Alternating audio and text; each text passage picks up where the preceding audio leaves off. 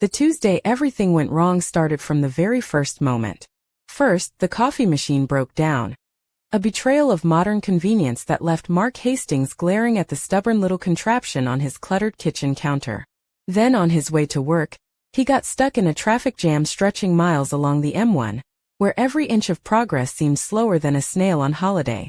At the office, the problems piled up like a leaning Jenga tower, all thanks to a troublesome new project that refused to cooperate. By 6 in the evening, Mark's head was pounding like a drumline at a football match. "Mark, working late again tonight?" His boss, Michael, popped his head into the cramped cubicle, his tie loosened and his usual smile replaced by a knowing smirk. "No, sorry, I've got some family things," Mark lied, shoving a stack of papers into his battered leather briefcase. Truth was, all he wanted was to get home as quickly as possible, to find some peace and quiet after the chaos on the way. He stopped for a takeaway pizza. Cooking was the last thing on his mind, and with his wife, Anna, away on a business trip in Manchester, he allowed himself a break from the strict diet she had been insisting he follow for the last 6 months. "One slice won't kill me," he muttered, unwrapping the warm, greasy box as he parked his car beneath the flat. That's when he spotted the silver Lexus in the driveway, the unmistakable car of his mother-in-law. Damn it! He'd completely forgotten that Eleanor was coming over to help renovate the spare room. "Mark, is that you?" came Eleanor's voice from the living room as he stepped inside. "Yeah, hi Eleanor." He placed the pizza on the kitchen table, trying to mask his weariness with a faint smile. "Didn't expect you so early. I thought I'd come ahead of time and get started on the wallpaper," she said cheerfully, brushing her damp hands on a tea towel. "Hope you don't mind." Mark did mind. Eleanor was, to put it mildly, a challenging presence. At 50, she looked barely in her early 40s, thanks to regular yoga classes and a strict skincare routine, but she was also a constant dispenser of unsolicited advice, especially about Mark's lifestyle. "Of course not," Mark lied again, loosening his tie. "Just not feeling up to much today." "Oh, I can see that," Eleanor said, stepping closer with a critical eye. "You look terrible." Typical Eleanor. Always brutally honest, regardless of the recipient's feelings. "Thanks for the compliment," Mark grumbled. "It's not a compliment, it's an observation," Eleanor replied, running her hands over his stiff shoulders. "Your shoulders feel like stone, and your neck's all knotted. Anna said you've been working too hard." "Anna says a lot of things," Mark muttered, pulling out some paper plates. Then, surprised by his own words, he added, "She worries about you, and honestly, so do I." Eleanor blinked in surprise. In the 5 years Mark had known her, she'd rarely shown any sign of care. "Really?" she said, softening. "Well, you're the father of my future grandchild, after all. When are you two going to get on with it?" Mark rolled his eyes. "Eleanor, I don't want to argue. I know it's not my business." She raised her hands in surrender. "But you're so tense, and it's affecting everything." Mark noticed some oily stains on her shirt. "What's that?" he asked. "Oh, massage oil. I've been trying to loosen my shoulders after wallpapering all day." "Does it work?" "Not really," she grimaced. "It's hard to massage yourself." For some reason, maybe exhaustion had clouded his judgment, Mark found himself blurting out, "I could help you." Eleanor froze, clutching the tea towel. "Really?" "Well, yeah. I took a massage course years ago. Though it's been a while. That'd be kind of you." They exchanged a glance charged with an awkward tension, a flicker of something new in the air. "Shall we?" Eleanor nodded toward the living room. Mark followed, heart beating a little faster. The pizza was left to cool on the kitchen table, along with his fading common sense. The living room smelled of vanilla and a floral scent, probably the massage oil. Eleanor settled on the sofa, slipping off her shirt to reveal a sporty black crop top that hugged her toned figure. Her smooth, tan skin contrasted with the faint freckles that dusted her nose. Her legs stretched out gracefully, bare feet resting on the soft rug. Mark's eyes flicked away. "Embarrassed? Don't look so scared," she teased with a sly smile. "I don't bite." "Not scared," he lied, cracking his knuckles. "Just rusty." "Relax, Mark. It's only a massage." "Only a massage, right?" He uncapped the bottle of lavender and ylang-ylang oil. His hands trembled slightly as he warmed the oil between his palms. "Maybe some music?"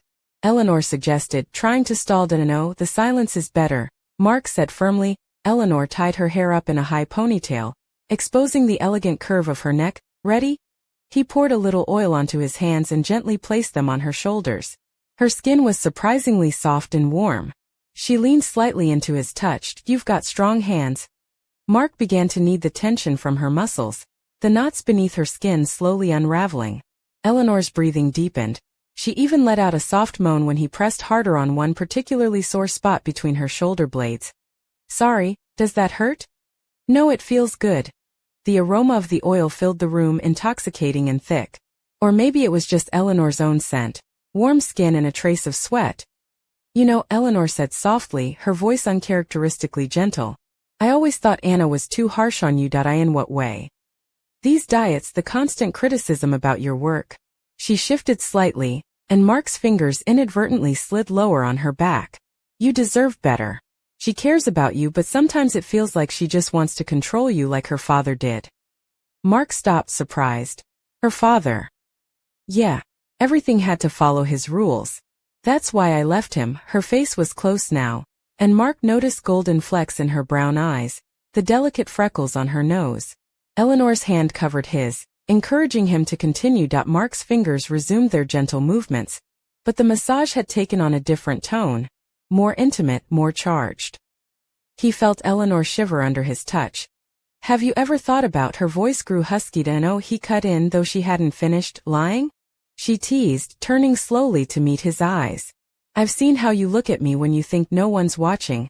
Mark opened his mouth to protest, but her fingers brushed his lips, silencing him with a touch that burned like electricity. "No words," she whispered. "Just feel." The oil made his hands glide effortlessly over her skin, each touch drawing them closer to a boundary neither dared cross. It was wrong, no, it was impossible, but his hands kept wandering. "What's right then?" she challenged, arching toward him. "Living by other people's rules? Denying what you feel?" The lavender scent spun around him, dizzying. Or maybe it was the closeness, the knowledge of what was about to happen. "Anna's not here," she murmured, lips just inches from his. "Just us. Only this moment." The last barrier crumbled like a house of cards. Reality dissolved in the scent of oil, rustling fabric, and ragged breaths. Somewhere at the edge of his consciousness, a phone buzzed with a message, but it was too late, too late. Mark woke with a start to the familiar gurgle of the broken coffee machine sputtering in the kitchen. For a few moments he lay still, trying to place where he was. His back pressed against the worn fabric of the living room sofa, a thin throw blanket draped over his legs, the faint scent of lavender clinging stubbornly to his skin. He grimaced. "Damn it." "Morning." Eleanor's cheerful voice floated from the kitchen, completely unaffected by the night's events.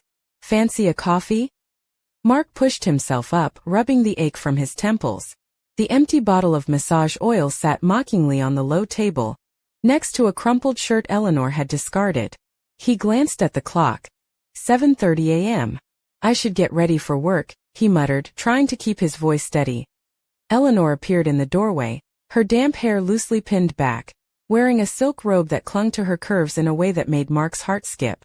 The soft fabric shimmered as she moved, a delicate gold necklace resting just above the line of her collarbone.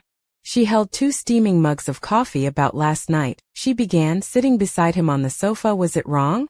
Or was it wonderful?" "Because it felt like both." Mark sighed, shaking his head. "I don't want to argue, Eleanor. Anna's back in 3 days. We have to figure this out." Eleanor smiled, bittersweet and knowing. "Maybe we do." He took a sip of his coffee, bitter and grounding, but the taste did nothing to wash away the guilt. His phone buzzed on the side table. A string of missed calls and a message from Anna. Conference finished early. Back tomorrow night. Miss you. Mark's throat tightened. Tomorrow. Too soon. Tea work. Mark struggled to focus. The images of last night played over in his mind. The slippery touch of oil, Eleanor's warm skin beneath his hands, the way her breath hitched when he found that sore spot. Michael's voice broke through his fog. "Everything okay, Mark? You look like you've seen a ghost." "Just didn't sleep well," he muttered. Rubbing his eyes, Michael smirked. "Night on the town." If only he knew that evening, Mark planned to stay at a nearby hotel, away from the temptation and the tangled mess waiting at home. But as he pulled up outside the flat, Eleanor was already there, lounging on the veranda with a mischievous smile. "Don't even think about running," she called, blocking his path. "We need to talk. We need to forget." Too late, she said, placing a hand on his chest. Her touch burned through his shirt. I can't forget. And neither can you. Eleanor, please, Mark whispered. His resolve crumbling, she stepped closer, her lips brushing his ear. Please what? Stop? Or keep going? The sudden ring of his phone shattered the moment. Anna's name lit up the screen like a beacon. Reality crashed down on him like a cold shower. Hi, love. His voice sounded unnaturally bright as he answered. Eleanor lingered nearby, too close. Mark? I'm home early. Hear anything? Are you there? Yeah, just got back, he said, stepping away from Eleanor. Your mom's helping me with the renovations, remember? Oh, yes, Mum. Could I speak to her? Eleanor's eyes flashed in the dim light, and Mark lied again. She's in the bathroom painting the ceiling. All right, I'll call her later. I'll be home by 6 tomorrow. Great. Can't wait. Mark swallowed hard. You don't sound very happy. Just tired, he said quickly. Poor thing, Eleanor whispered, tracing a finger down his chest. At least your mum's being good to you. Mark forced a weak smile, hating himself as her hand lingered. Yeah, she's taking care of me, he muttered. Eleanor leaned in, her lips close to his. The smell of coffee and lipstick mixed with the lingering scent of lavender. He kissed her back, hating his own weakness. No, he pulled away suddenly. Anna's back tomorrow. Then we have one more night. She breathed against his skin. You're mad. Yes, she whispered, ever since you touched me yesterday. Her hand slid beneath his shirt, cool fingers sending shivers through him. Eleanor. He gasped. We can't. Yes, we can. She undid the first button of his shirt. It feels like we can. The house was silent except for the ticking of the wall clock and the distant hum of the neighbor's air conditioning. What if someone sees us? Mark's last-ditch argument was pathetic. All the curtains are closed, she said, unbuttoning another button. I thought of everything. Had she planned this? Or hoped for it? Her lips trailed down his neck as his last resistance melted away like smoke. Later, lying in bed, Mark stared at the ceiling, mind racing. How could he face Anna? How could he kiss her, knowing he'd just kissed her mother? Eleanor traced her finger across his chest. What are you thinking? That I'm a scoundrel? No, she smiled softly, propping herself on an elbow. You're human with desires and weaknesses. That's what should comfort you. What should help you accept yourself. She kissed his shoulder. And what about us? There is no us, really. Her hand slid lower. I don't think so. It feels like there is. His phone buzzed again. She whispered, don't look. Stay with me. But Mark's hand reached for the bedside table. The message was from Anna. Asterisk, I bought you a wonderful gift. You'll be amazed. Asterisk, oh yeah, love, I'm already amazed, he muttered bitterly. Go shower, Eleanor said, wrapping herself in a sheet. I'll make dinner. Don't bother. He said. We'll need energy, she winked. The night is long. He watched her leave the room, wondering how tomorrow would change everything. And the bathroom. Mark stared at his reflection. Who was this man? He barely recognized himself anymore. The day Anna was due home began with thunder rumbling overhead. Mark woke to a crash of lightning, disoriented. Eleanor lay beside him, her arm draped over his chest. Time to get up, he muttered. She yawned. Relax, we've got time. No, Anna arrives at 6. Exactly. All day. Eleanor, it's over. She sat up, eyes shining. Over? You can't be serious. I am. We have to clean everything, air the place out, pretend nothing happened, she sighed. Good luck with that. The phone rang. It was Anna. Morning, love, she said cheerfully. I'm at the airport. The airport? I thought tonight. Changed my mind. I wanted to surprise you. I'll be home in 3 hours. Mark looked at Eleanor. She smiled strangely. Wonderful, he said, forcing a smile. Mum's still here. Don't tell her I'm coming. Of course not. After hanging up, panic rose in Mark's chest as he surveyed the apartment. The scent of intimacy and massage oil lingered in every corner. Calm down, Eleanor said, stretching. I know what to do. First shower. Then I'll clean. An hour later. The flat smelled of fresh baking and cleanliness. Eleanor moved with practiced ease, erasing every trace of their secret. Impressive, Mark said. A hint of mischief in his voice. Oh, don't get any ideas, she laughed. You're a special case, Mark. Her eyes glistened unexpectedly. Are you crying? No, detergent, she lied, turning away. Check the laundry. Suddenly there was a knock on the door. Are you expecting someone? Mark whispered that no, she said. But the doorbell rang again. Mrs. Robinson, the neighbor, Mark muttered, panic rising. She's nosy as hell. Eleanor slipped into the bathroom. Mark straightened his shirt and opened the door. Good morning, Mrs. Robinson. Oh, hello, she peered inside. I thought you were alone. I heard a woman's voice. That's my mother-in-law. She's helping with renovations. Really? I thought it was someone else. She lowered her voice. The bedroom light was on and the curtains were drawn. Mark interrupted. I received a package for her by mistake. She handed him a small box labeled with Anna's name. Please say hello to your mother-in-law for me, Mrs. Robinson said, then left. Mark closed the door, leaning against it. She knows, he whispered. Suspects, Eleanor said. But that's different. What difference does it make? She'll tell Anna. She won't, Eleanor replied, opening the box. Inside was a small bottle and a note. Don't. Mark tried to grab it, but it was too late. Eleanor read silently, then looked up. Oh God. The handwriting was unmistakably Anna's. Darling, remember when we talked about having a baby? Well, the test is positive. We're going to be parents. This is your main gift. I love you. P.S. There's a little something for some spice in the bedroom inside the box. Surprise! Mark sank slowly to the floor, voice hollow. She's pregnant. Eleanor stood silently, clutching the box. I need to tell you something, she said. Not now, Mark said firmly. No, now is exactly the time. She sat beside him. Anna can't have children. He turned sharply to her. What? Since she was a child she's had issues. She can't conceive naturally. How? I'm her mother, Mark. I've taken her to doctors since she was 13. The room spun. The IVF started treatments 3 months ago. She didn't tell you because she was afraid it might fail. Why hide it? Why use donor sperm? The silence thundered in his ears. She feared you wouldn't accept a child that wasn't biologically yours. He stood, fury boiling. You knew all this? Yes. Eleanor's eyes glistened. And yet he bit back a scream.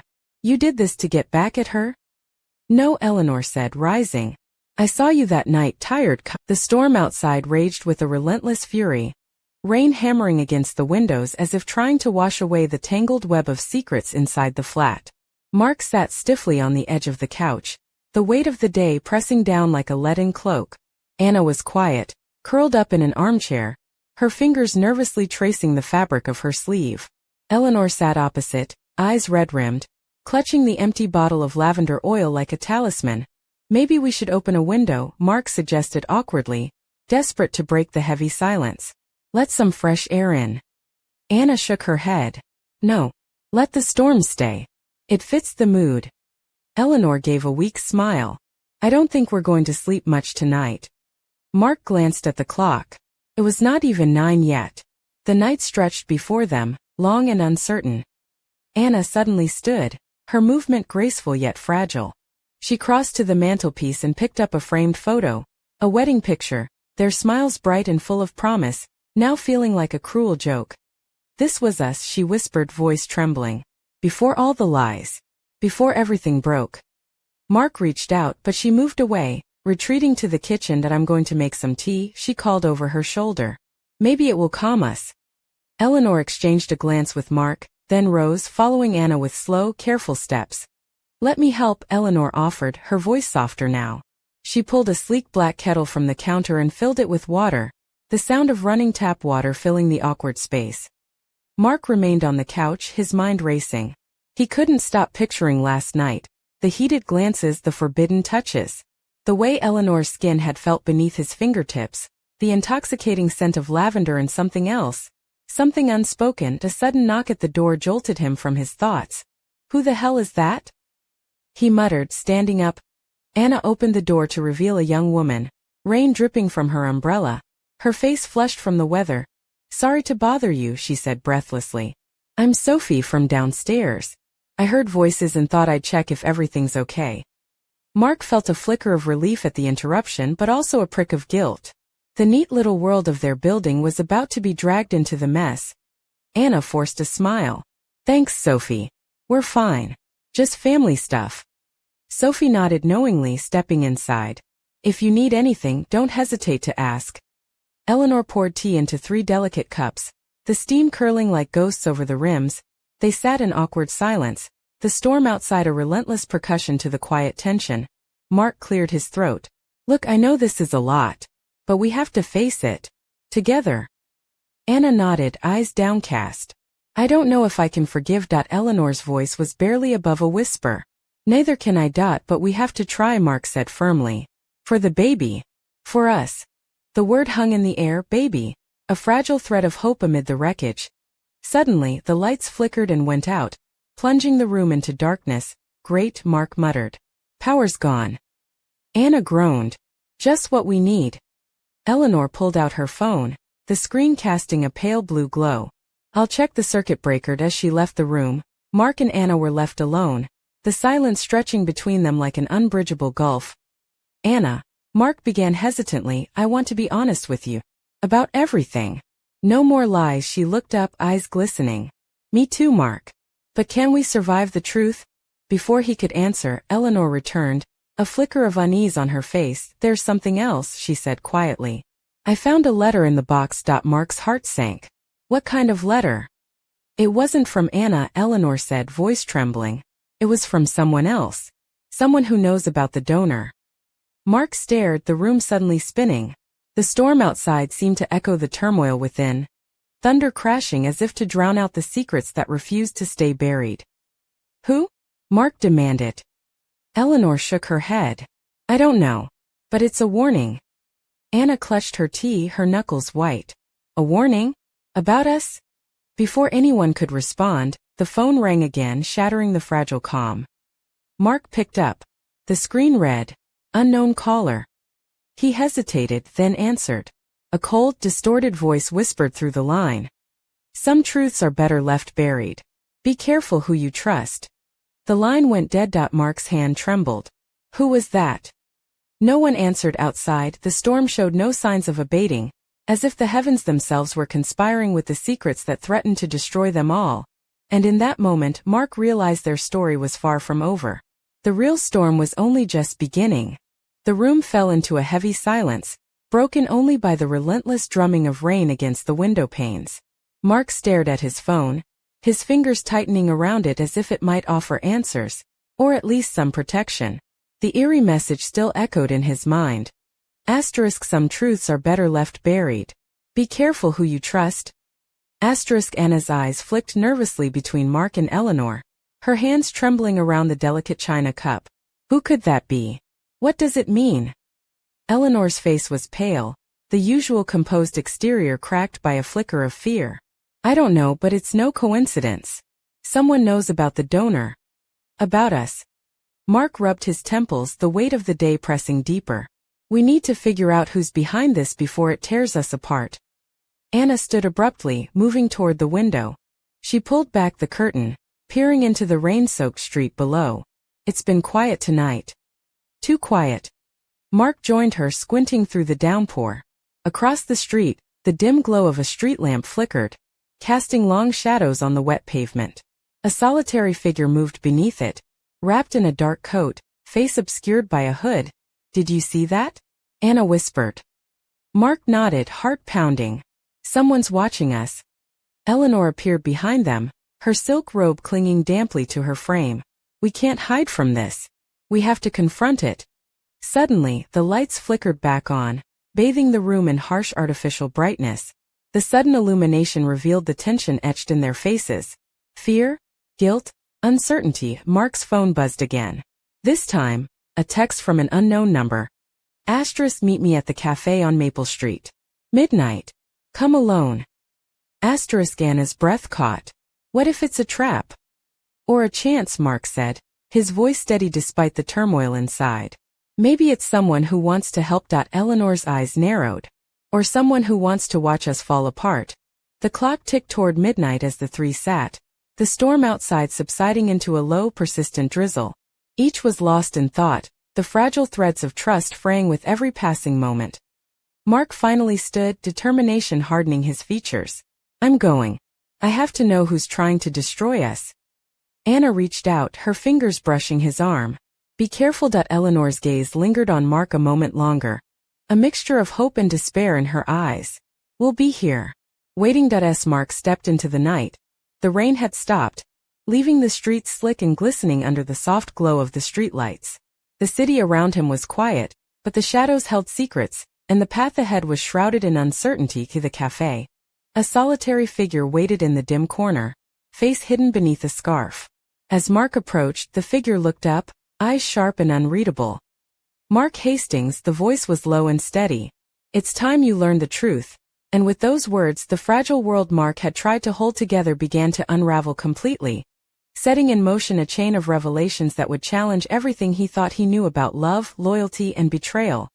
The next chapter was about to begin. The cafe was nearly empty at midnight, save for a few lingering patrons nursing late-night coffees and the soft hum of jazz playing from a dusty speaker overhead. Mark stepped inside, the door's bell jingling faintly behind him, and scanned the dim interior. The figure waited exactly where they'd said. In a shadowed booth near the back, face obscured beneath a thick scarf and a wide-brimmed hat pulled low. The air smelled of stale espresso and something faintly sweet, like burnt caramel. Mark's heart thudded loudly in his chest as he approached. The stranger's eyes flicked up, sharp and dark, meeting his with an unsettling calm. You're Mark Hastings. The voice was low and smooth, with a hint of an accent Mark couldn't place. That's me, Mark replied cautiously, sliding into the opposite seat. Who are you? What do you want? The figure's gloved fingers tapped a slow rhythm on the table. I'm someone who knows more about your little family secret than you realize. Mark swallowed hard, the knot in his stomach tightening. What are you talking about? The stranger leaned forward, voice dropping to a whisper. The donor. The lies. The betrayals. They're just the surface. There's a deeper game at play. And you're all pawns. Mark's eyes narrowed. Why come to me? What do you want from us? The stranger smiled faintly, a ghost of amusement in their eyes. To warn you. Because if you don't watch your back, everything you hold dear will be destroyed. Mark felt a chill despite the warmth of the cafe. Who else knows? Who's behind this? The figure's gaze flicked toward the window, where the streetlights cast long shadows. That's for you to find out. But be careful, Mark. Not everyone around you is who they seem. Suddenly, the cafe door burst open, and a gust of cold wind swept inside. A tall man in a dark coat strode in, eyes scanning the room before locking onto Mark. The stranger tensed, slipping back into the shadows. Mark's pulse quickened. Who's that? The man approached, voice low but commanding. I think you've heard enough for one night, Mr. Hastings. It's best you come with me. Mark glanced at the stranger, who gave a subtle nod. Without another word, Mark stood, heart pounding as the two men exited into the night. Outside, the rain had returned, falling in steady sheets that blurred the streetlights into halos. The tall man led Mark down a narrow alley, urgency in every step. You're in over your head, the man said, glancing back. But I can help, if you're willing to trust me. Mark hesitated, torn between fear and desperation. Why should I? Because I want the truth as much as you do, the man replied. And because sometimes the only way to survive is to face the darkness together. As they disappeared into the storm, Mark realized his life was no longer his own. The threads of deception and desire had woven a trap he was only just beginning to understand. And the path ahead promised danger, secrets, and a reckoning none of them could avoid. The night had only just begun.